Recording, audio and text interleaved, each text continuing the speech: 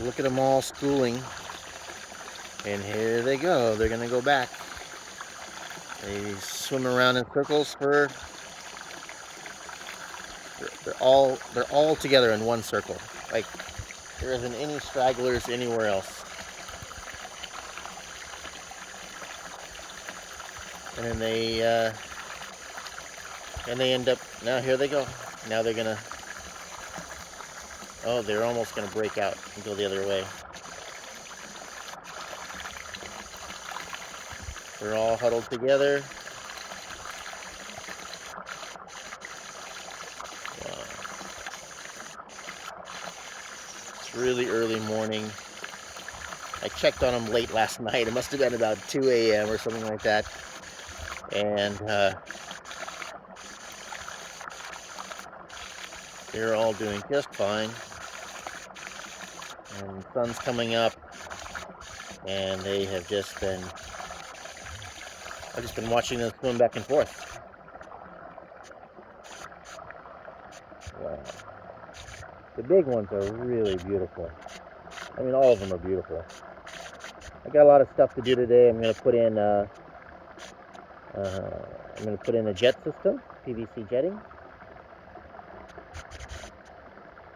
I'm going to feed them. I'll have to get some videos of them being fed. The skimmer is working great. This water is so clear. No filters, no nothing. The water temperature is cold, of course. And yeah, it's working good. I don't know where the resident crab went. Oh, here they go. Are they gonna go back now?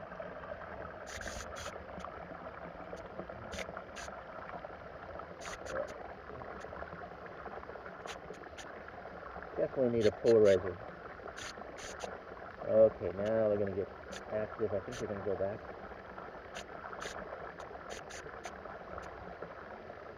I remember when I had a fish tank that I was taking care of a friend of mine. Oh, there they go. Now they're gonna parade back. And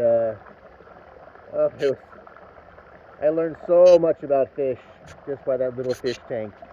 I totally cleaned the whole thing, and I got pretty obsessive over it for a couple months while they were gone.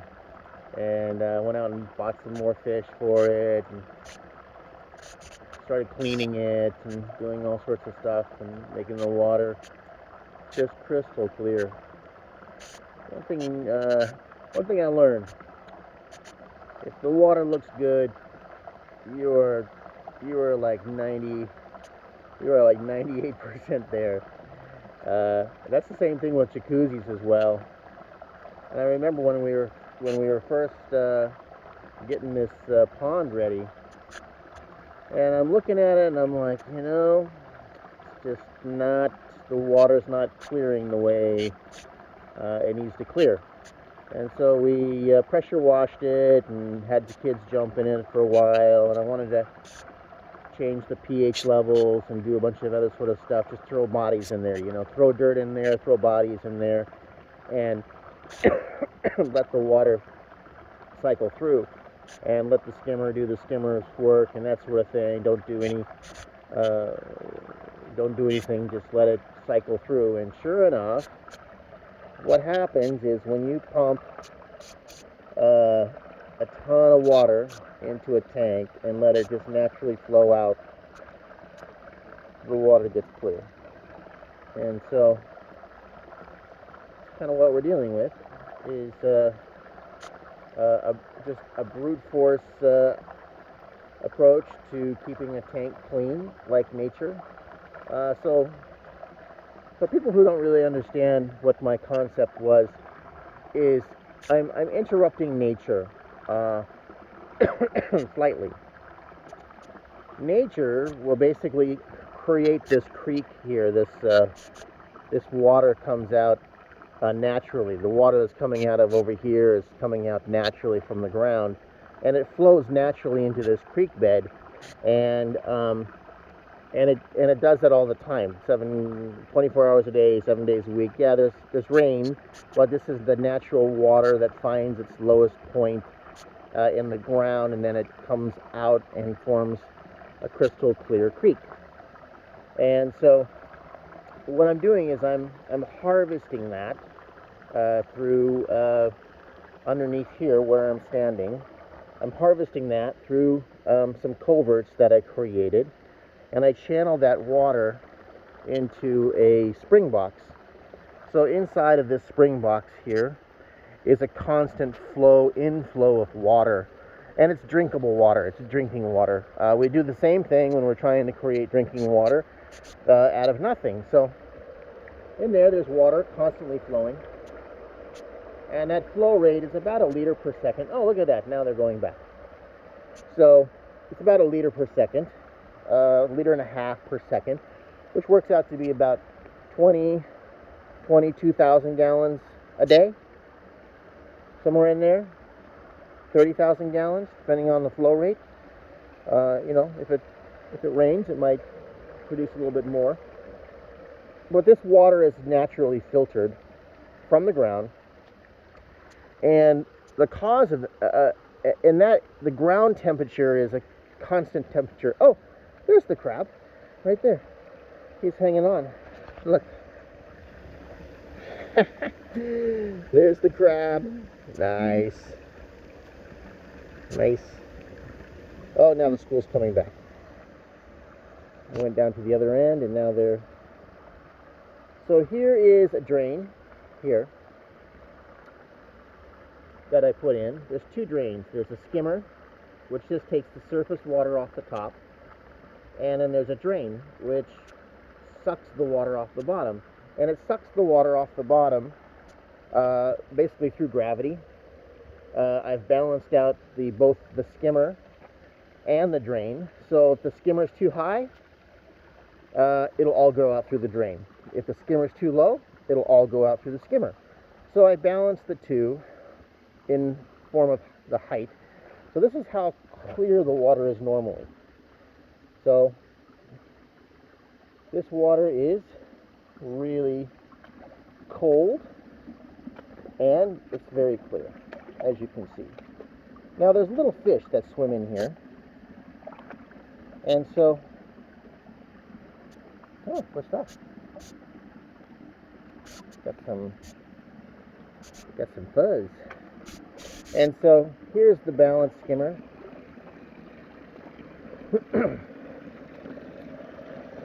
Not exactly what I wanted them to do, but that's what's coming off of the skimmer, which is good. I really wanted to keep the skimmer on the other side.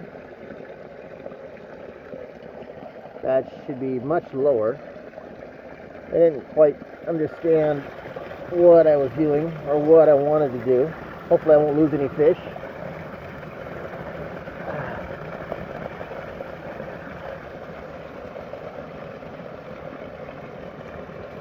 So the skimmer is definitely working. I'll have to make that a bigger channel. And that's taking all of the poop, basically, off the top. And here it is as well. Here's the top skimmer. This is the bottom drain. The bottom drain comes here. The skimmer hole is here. Water falls off of there. The water comes out of here. These two chambers here, this is to drain my my spring tank, and then these are to do complete, like 100% drain. This would be a 50% drain. If I take this off, it'll drain 50% of the tank, and if I take this thing off of here, off of this neck, it'll drain 20% of the tank. So yeah.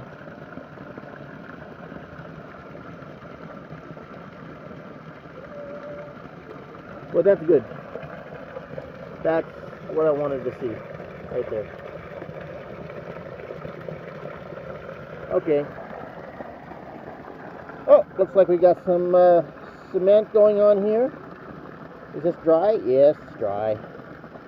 So the idea of this rock wall here. Good morning. How are you?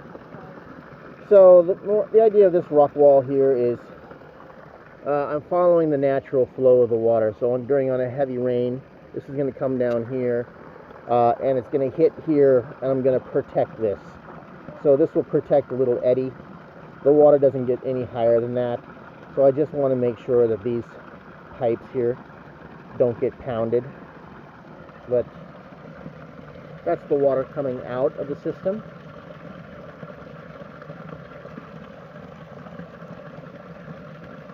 There we go. I'll have to... So the idea is that if one of the fish accidentally got in, like we're going to probably breed the fish, and so if one of the fish get in there, we want to trap it. So I was going to create a basket inside of here. Okay, so where's my fish here? Look at that. And they are just... I don't know how a rock got in there. Shouldn't have gotten in there, but I think kids will be kids. I have to tell them if they throw a rock in here, I'll have to feed them to the fish. Okay, look at that. There you go. And they're circling, and then they're going back. Wow, that is amazing.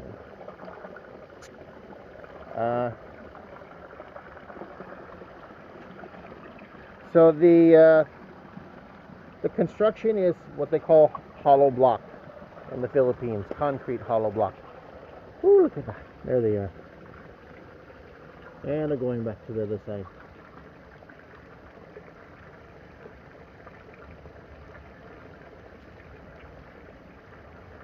So concrete hollow block construction consists of taking a cement block that we make, and you fill it full of cement, and then you take cement and fill it, and there's rebar. This is reinforced horizontally and vertically with rebar, so you can see the rebar here. It doesn't take a lot of rebar, but we reinforce it with rebar. I also put a bend in here. The reason for that is to build rigidity into the wall, and then we put on a smooth coat here, which is fairly smooth. There's people want to call that a rough edge. I don't know. Someone says, "Oh, the edges are too rough." I don't know. But on the inside, we've got a nice smooth coat. We call that a rendering coat. There's actually one more layer coat that I didn't do. We did not treat this, by the way. Someone said, "Oh, you need to treat it. You need to treat the cement." I did some reading on it, and apparently cement can change the pH, can do a number of other sort of things to the water, and I didn't see that. Although I didn't test my water, I didn't see that pH level coming up because of the clarity of the water over a couple of days when I was talking about pools and cloudiness, etc., etc. You can actually see what happens in pools when the water gets out of balance, the chemical nature of the water gets out of balance. So this has just been looking really good and clear.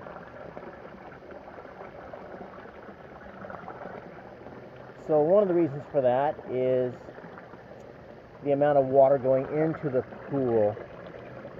So this water is flowing in, the other water is flowing out.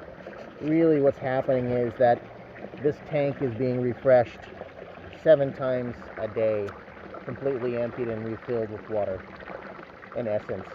And so any imbalance in temperature due to the sunshine during the noon hour, which I'm kind of surrounded, as you can see, it's fairly filtered right here. If I take, if I walk around here, you're gonna see mountains and trees. This is all natural light filtration. So I only have a very, very small window between here and here, where the sun is at its highest, that this pond is getting direct sun. Otherwise, it's receiving mainly filtered light.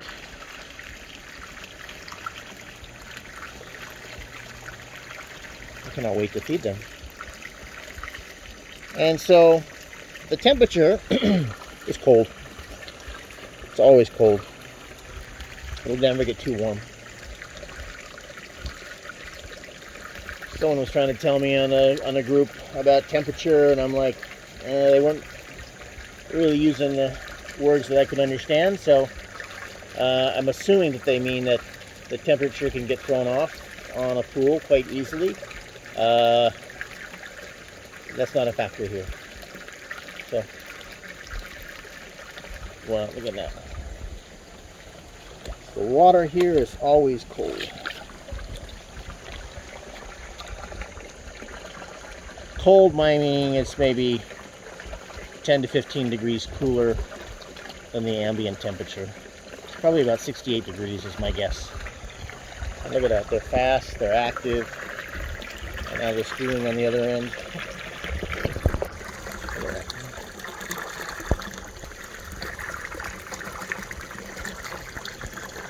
Really need to get out my underwater camera.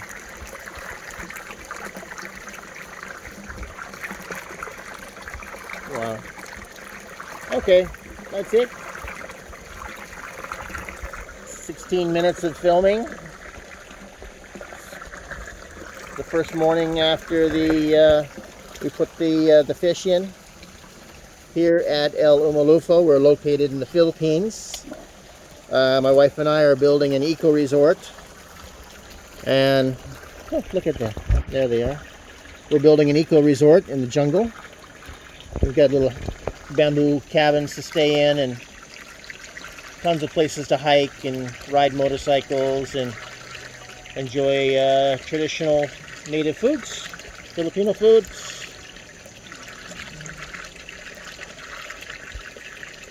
And there you go. Good morning. You fluffos? All right. That's it. I'll leave with a good shot here of the fish coming back.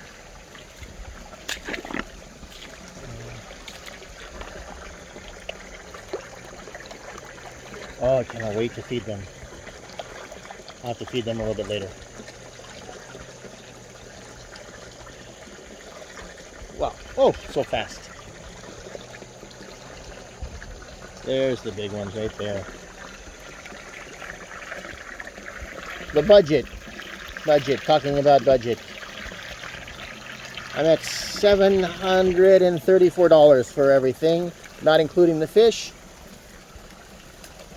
I bought the fish for $600. For those who really want to know. Oh, look at that. There they go. Oh. Okay, that's pretty cool. I'm really happy. All right. Take care, everyone. Have a great day.